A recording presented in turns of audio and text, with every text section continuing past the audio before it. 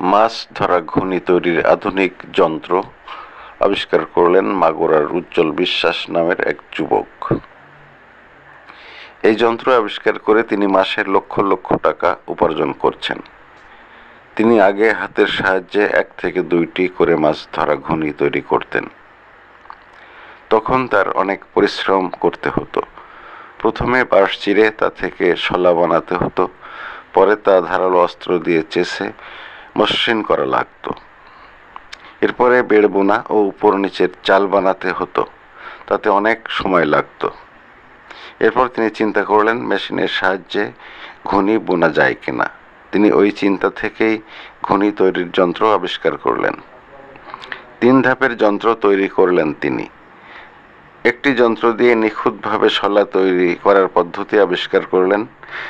এরপরে ঘুনির বেড় বানানোর জন্য আলাদা যন্ত্র ও নিচের ও উপরের অংশ বোনার জন্য আরেক ধরনের যন্ত্র তিনি তৈরি করলেন।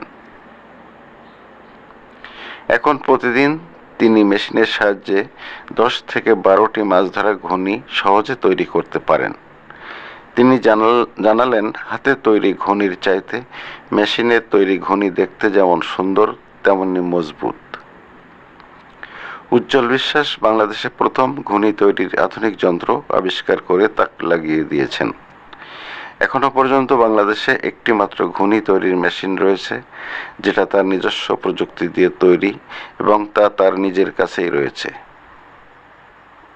তিনি বলেন তার উদ্ভাবিত যন্ত্র দিয়ে মাছ ধরার ঘুনি তৈরির আধুনিক কারখানা গড়ে তোলা সম্ভব হবে, যা শিল্প খাতে বিপ্লব আনতে সাহায্য করবে। ফেসবুকের ওয়াল থেকেই তথ্য সংগ্রহ করা। এতক্ষণ আমি আজিজুল ইসলাম আপনাদের সাথে ছিলাম। ধন্যবাদ।